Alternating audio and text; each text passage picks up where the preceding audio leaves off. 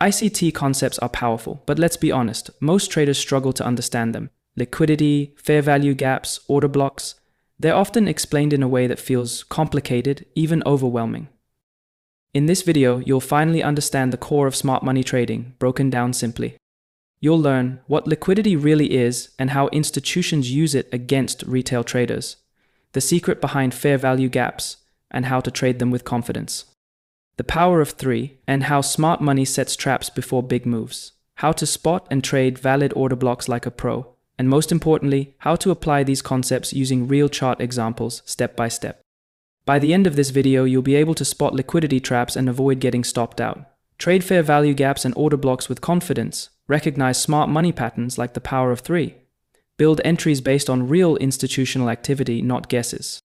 If you're ready to stop trading like the crowd and start thinking like smart money, make sure to like the video, subscribe, and hit the notification bell so you never miss a strategy breakdown. Let's get started. Let's start with the foundation of all smart money concepts, liquidity. Liquidity refers to areas on the chart where there are clusters of pending orders, mainly stop losses. These zones are like magnets for smart money. They know exactly where most retail traders hide their stops, and they aim to collect them. Here's how they do it. You buy at support, right? You place your stop loss just below it. The market dips, stops you out, then flies up.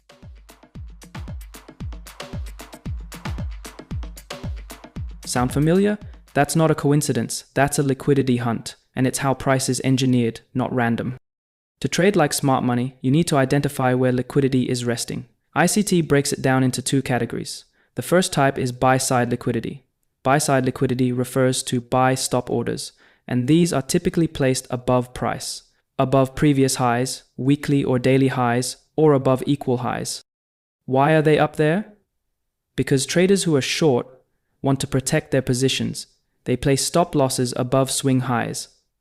Breakout traders also place buy stops to catch a move higher. Smart money knows this, so they push price just above these highs to trigger those stop losses, fill their own sell positions using that spike in demand and reverse the market. This is what's called a buy-side liquidity grab. Now let's flip the script. Sell-side liquidity comes from sell stop orders and they rest below price, below previous lows, weekly or daily lows or under equal lows. Long traders place stop losses below key support. Breakout traders place sell stops to catch a breakdown. Smart money sees the same thing.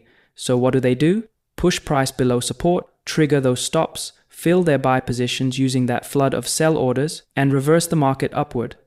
This is the essence of a sell-side liquidity grab. Now that you understand how liquidity works, let's take a closer look at two common liquidity traps you've probably seen before. Let's start with a buy-side liquidity trap. Take a look at this chart example. The market is in a range. You see a clear resistance level, looks like the perfect spot to go short. So you enter a sell trade, placing your stop just above resistance. Meanwhile, breakout buyers are stacking buy stops above the same level, expecting a bullish breakout. But guess what happens? Price suddenly spikes above resistance, stops out the sellers, and triggers the breakout buys. Then it snaps back inside the range. Both sides are wiped out. That entire move, it was just a liquidity sweep, a classic buy-side stop hunt in a range-bound market. Alright, now let's break down a sell-side liquidity trap. Here's what it looks like. The market is trending down. You spot a solid support level. You go long, expecting a bounce. Stop losses below support, of course. At the same time, breakout traders are stacking sell stops below that level, betting on a breakdown. Price breaks down, triggers both sets of orders, then reverses back up.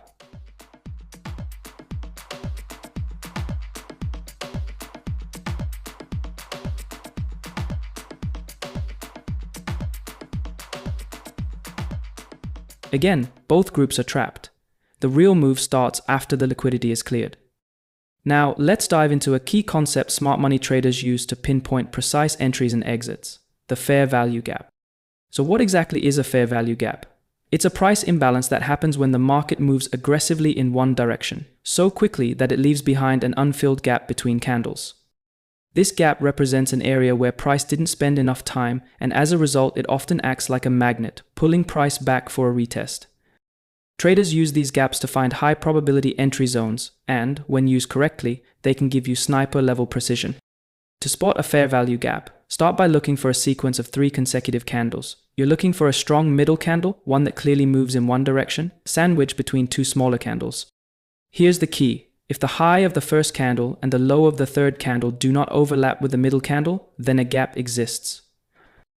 That space between the first candle's high and the third candle's low is what we call the fair value gap. Once you find it, draw a rectangle over that zone on your chart. That's your area of interest. This works both ways. In bullish setups, the gap is created as price pushes upward. In bearish setups, the gap appears as price drops rapidly. Just remember, if there's no gap between the first and third candles, there's no valid fair value gap, no matter how large the middle candle is. Let me share 4 practical tips I use to filter out the noise and focus on the best setups. Tip number 1, use only unmitigated gaps. The best fair value gaps are fresh, meaning price hasn't returned to test them yet. Once price comes back and touches the gap, that zone is considered mitigated. Its edge weakens. So if you spot a fair value gap that has already been retested, it's better to skip it. Also, watch out for price that retraces too deep. If it closes inside or below the gap, the setup becomes invalid. Ideally, you want price to tap the gap, respect it, and bounce. Tip number 2, size matters. Larger fair value gaps generally offer stronger setups. Why? Because a wider gap indicates a more aggressive imbalance between buyers and sellers, which makes it more likely that price will revisit and react from that zone. When you have multiple fair value gaps on the same chart, prioritize the bigger ones. Tip number 3, watch out for fair value gaps near major levels. Here's a common trap. You spot a beautiful fair value gap, but it forms right underneath a major resistance level. That's a red flag. Why? Because price may reach that resistance, reject hard, and invalidate your fair value gap. It's always smart to check your surroundings. Avoid fair value gaps that appear too close to obvious barriers like support and resistance. Tip number 4, focus on fair value gaps that form right after a break of structure. Some of the most reliable fair value gaps form right after a break of structure. When price breaks a key level and immediately leaves behind a fair value gap, that zone becomes a high probability area for smart money to re-enter. The first retest of this fair value gap often triggers a strong reaction. Now let's move on to another powerful ICT concept, the power of 3. The power of 3 is a smart money trading pattern that segments price action into 3 key phases: consolidation, manipulation, and acceleration. Let's start with the first phase, consolidation. During the consolidation phase, smart money begins quietly building positions while price moves sideways within a tight range. To the average trader, the market looks indecisive or stagnant, but in reality, this phase is critical. It lays the foundation for the next major move. This is the first stage in what's often referred to as the power of 3. Next comes the manipulation phase, where the market fakes a breakout to the downside or upside. This move is designed to trap retail traders by triggering stop losses and luring in breakout traders. It's a classic liquidity sweep, engineered to collect orders from unsuspecting participants. A liquidity sweep typically occurs when price dips below a clear support level and then snaps back into the range. This false breakout isn't a true shift in trend, it's a smart money tactic to gather liquidity before the real move begins. Once enough liquidity has been captured, smart money drives price rapidly in the opposite direction. This sharp move is known as the acceleration phase. This final phase is where momentum kicks in. And this is your opportunity to enter after the trap with the institutions. Catch this acceleration and you're no longer chasing the move, you're riding it. That was the bullish version of the power of 3. Now let's break down the bearish version. This one plays out at the end of an uptrend, a setup for downside momentum. Here's how it unfolds, beginning with the first phase, distribution. Price consolidates, forming a tight range, but behind the scenes, smart money is offloading their long positions, selling into strength while retail buyers pile in. Next comes the manipulation phase. Price suddenly breaks above the range, triggering breakout entries and stop losses from short sellers. Retail thinks it's a continuation, but it's not. It's another trap. Price quickly returns inside the range, revealing the move for what it was, a liquidity sweep. Finally, we enter the markdown phase. Smart money has exited, liquidity has been swept, and there's nothing left but empty space below. This is your moment to catch the trend from the very top, riding the momentum smart money just created. Now let's talk about how to actually trade the power of 3, both bullish and bearish setups. Once you know how to spot it, the next step is timing your entry, managing your risk, and targeting your exit like a pro. When the market is in an uptrend, smart money will eventually begin taking profits. Here's what to look for. First, wait for distribution. Price starts to range after a strong move up. This is where smart money starts offloading positions. Then comes manipulation. Price breaks above resistance, triggering breakout buys and stop losses from sellers. Watch closely. If price closes back inside the range after that breakout, that's your signal. It's a liquidity sweep, not a true breakout. Your entry is on the close of the candle that returns inside the range. Place your stop loss just above the high of the breakout candle. Your target? The next major support level. This setup lets you ride the markdown, the acceleration phase to the downside, after smart money has trapped retail traders.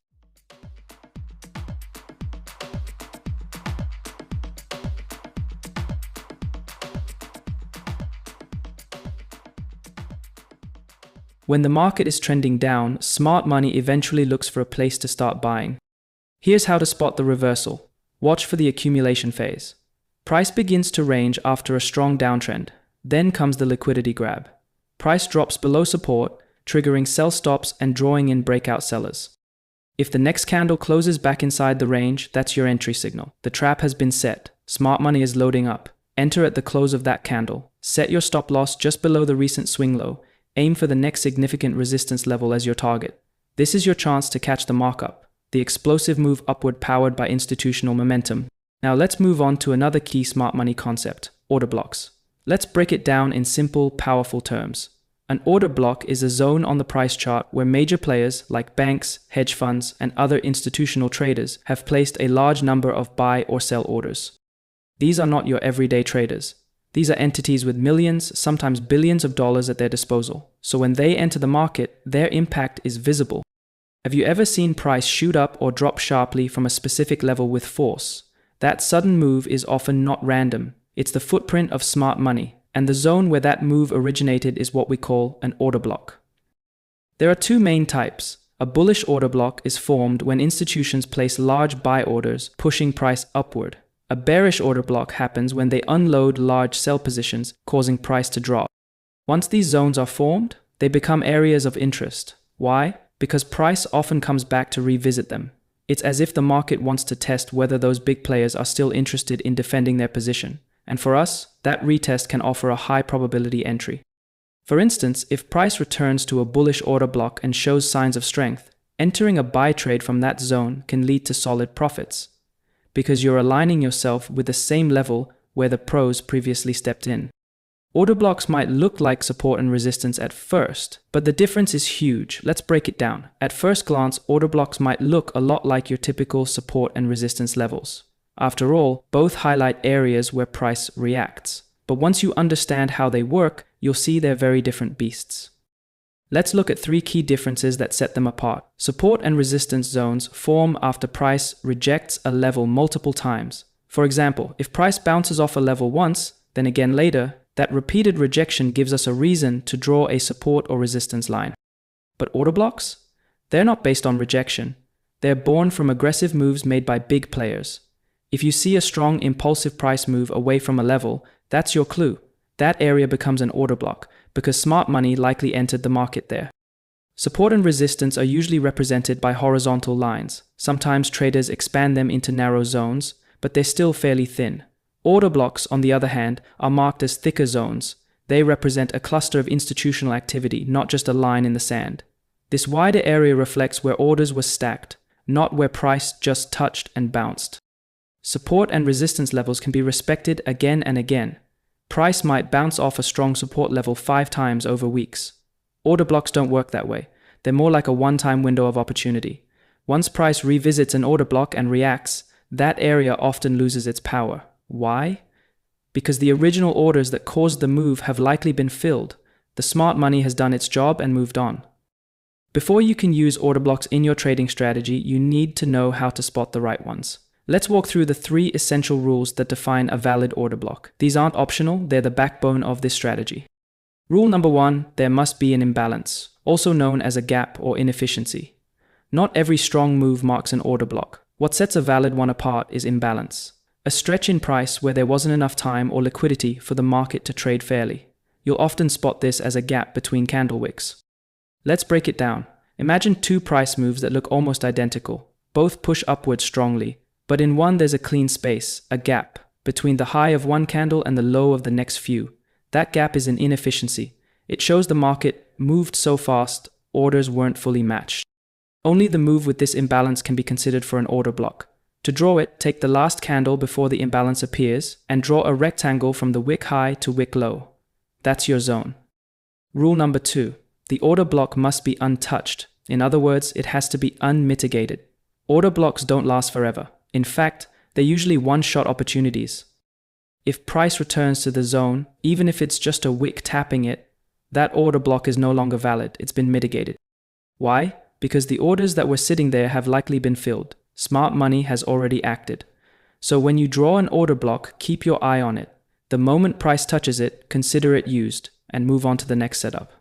Okay, rule number 3. There must be a break of structure or a change of character to confirm the order block. This is the most important part. Without it, all you've got is a guess. A valid order block must lead to a shift in market structure. That means if the trend is up, the price should break above a previous high. If the trend is down, it should break below a previous low. If the trend flips direction entirely, it should show a change of character. Here is an example. You could say, here, the market made a strong move down, and we can clearly see an imbalance, so this looks like a potential order block. But for this order block to be valid, we need confirmation through a break of structure. Specifically, a breakout below the previous support level. Now, look at what happens next. The market breaks below that support, which confirms the order block as valid. And once price retraces back into the order block, it gets rejected and continues moving down. Now look at another example. This time, the market moves up and breaks market structure. As you can see, here's the first imbalance, so we draw our first order block. Then we notice another imbalance forming higher, so we mark a second order block. What's important is that this second order block aligns with a previous resistance level, which adds confluence and increases the probability of a strong reaction.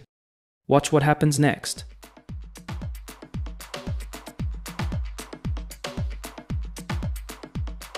The market retraces back into the order block, gets rejected, and then continues moving higher, confirming that the order block was valid and supported by the former resistance now acting as support. That's it for today's video on ICT concepts. If you found it helpful, don't forget to like, subscribe, and turn on notifications so you never miss the next strategy breakdown. Thanks for watching, and I'll see you in the next video.